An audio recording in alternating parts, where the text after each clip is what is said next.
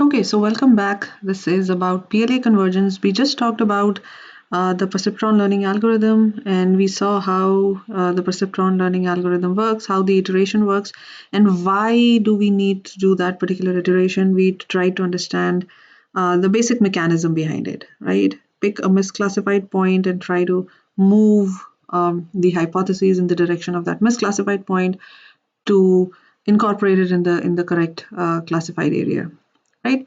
So now there are certain things that were left open. For example, does PLA converge at all, right? Because this seems like a never-ending process when we can just go on and on. Well, a short answer to that question is yes. And in fact, we're looking at this theorem right now. So this is a theorem which kind of tells us this has been proved, right? If the data can be fit by a linear separator, which means if the data is linearly separable, so it has to be, this is the big assumption, right? So if the data is linearly separable, as you can tell, that in case of a non linearly separable data, we might have to look for other solutions, and this might not be the best one, right? So if the data is linearly separable, then after a finite number of steps, PLA will find that linear separator, so it will converge. Now going back to the proof of this one, so this is going to be one of the homework problems. This is problem number, I think 1.3 in the textbook, where we prove that PLA in fact does converge if we have this separable data, right? So basically what we'll be doing in that problem is that you will have this W star, which is this optimal weight or the optimal, I would say, hypothesis that we are looking for, right? And we will see that this is essentially the idea of the proof would be that we will show that in every iteration the weights, the WT, is moving closer to my W star in every step. It's going closer and closer to W star, and eventually it finds it, right? And just to make sure that we are trying to find one of the many hypotheses that would otherwise even divide the linearly separable data, right? So if like this is the one, and there could be something else, and like there could be infinite possibilities. Sorry, let's say this is not the point, this is the point. So we can have like many of those, and we're just trying to find any one of them, which we are calling this W star, which is the optimal weight or the optimal hypotheses that we're looking at, right? So this theorem proves that, and we will be proving that in problem 1.3. So the good news here is that PLA does converge. Moving on, so now we understand the simple perceptron model, and we also understand the perceptron learning algorithm. Let's try to wrap up things and also try to understand the larger scheme of things, which is other views of learning, right? So the very first one that we're looking at is the design aspect. And in fact, there's a very good example given in the textbook where we try to differentiate, trying to solve this problem of segregating different types of coins, and how is design different from a learning. So in design, what we have is that we are given this specification, and we are given a model. So you already have some predetermined or predefined set of specifications and model for that problem, and you try to write a code maybe, or some sort of sequence of steps to get to that, right? So this is already like predefined. We're not really learning from data, but we are already given something, and we are simply using that to build something that's more like static in terms of the solution to that problem, right? Learning is different because depending on your input data, you are trying to, just like we saw in the perceptron learning algorithm, we are trying to learn from data and get the solution to a given problem. So there's that like major difference. And then comes statistics. So statistics is mostly around function approximation, getting the probability distribution of problems and of data, and trying to get like answering questions like larger questions about the data itself, right? So basically approximating functions and so on. So statistics is different. Maybe statistics can be like one of the basic building blocks of ML, I would say, because most of the theoretical models apply to the machine learning problems as well, right? So it's basically, you can think of statistics as machine learning, but with smaller data sets most of the time. Yeah, so that's what statistics is.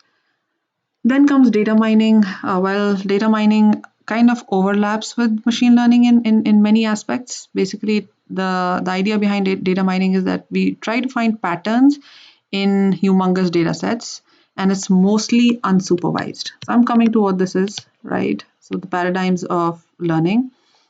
So this is mostly unsupervised. We're trying to find patterns. And as I said, a lot of data mining concepts overlap with machine learning concepts as well. So these are three different um, views of learning, but with certain modifications, not quite what we will be doing in this course. So these are the three things that you might have heard a lot, but now you know the subtle difference between exactly what machine learning is and what these fields are. Okay, so coming to learning or machine learning, right? There are three major types of machine learning. The first one is supervised. Supervised learning is something in which we are given data. So we have this input x of n. We also have this y of n. So basically, you're given the answer to your input. For example, in the credit card problem, I had this like input data from customers, and I was given whether we approved the credit for whether we should be approving the credit for them or not, right? Depending on whether they defaulted or not. So we are given the answer, and of course, we're trying to build a model around that data so that we can answer that question for those cases or for those applicants, for example, where we don't know the answer. Right, so that's supervised. Why is this supervised? Because I already have the answer to the question that I'm trying to answer for other customers or for new data points. Right, so that's what supervised is. And then we have unsupervised, which I'm going to show you some examples in the next slide. So let's wait until then. This is more about like organizing data.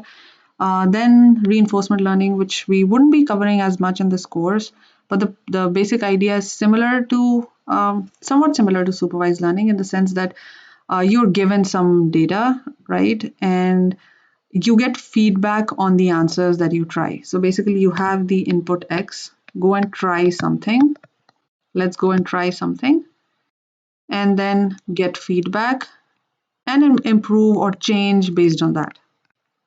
For example, this is how humans learn, right? So a 2-year-old go touches a hot surface, gets hurt, learns from that, and avoids touching that, right?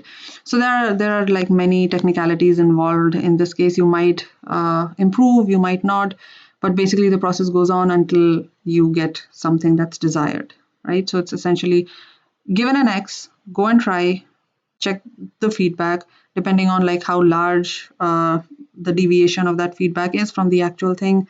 You try to update how you try. Okay, so coming back to unsupervised learning, this is more around organizing stuff. Let me show you what that means. And of course, we're going to touch the theory of unsupervised learning as well in the course. So this is something that unsupervised learning does. So here I'm looking at coins data. So this is the size of my data, and this is the mass of like different coins, dimes and nickels and so on, quarters. Um, so now this is color coded, so I can like really tell that I have like these clusters where I can differentiate between different types of coins. For example, this is like the pennies, so this is the quarters, and then this is the dimes and the nickels, right? So I can, based on their mass and size, I can really segregate them. But initially the data that I was given was like looks something like this, right? So based on this picture, like everything is blue, right? And I'm trying to find out which ones are which, right? That's when, like, if I'm trying to categorize coins, that's when unsupervised learning comes in, because what we do in unsupervised learning is try to find patterns, try to find clusters, and segregate data based on their attributes. So, for example, we can see that this like a certain size, right? A certain range of size and a certain range of mass has like these types of coins. So most likely this is one cluster, or they are like similar in certain aspects, right? And this is another cluster, and they are similar in certain aspects, and we'll talk about similarity as we move on in the course. But of course, like looking at this, you cannot really figure out what's happening, because you can see that there are these clusters that exist, and that's what unsupervised learning is going to do: try to find those patterns and organize these such that we can be able to differentiate, like this is type 1, this is type 2, type 3, type 4, and so on.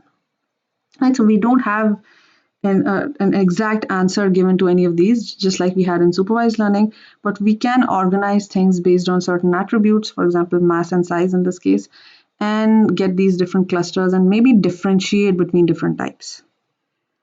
Okay, so these are the different paradigms of learning, and most likely we will be covering supervised and unsupervised learning in this course. And with this, I would end this lecture. That's it from my end. Thank you.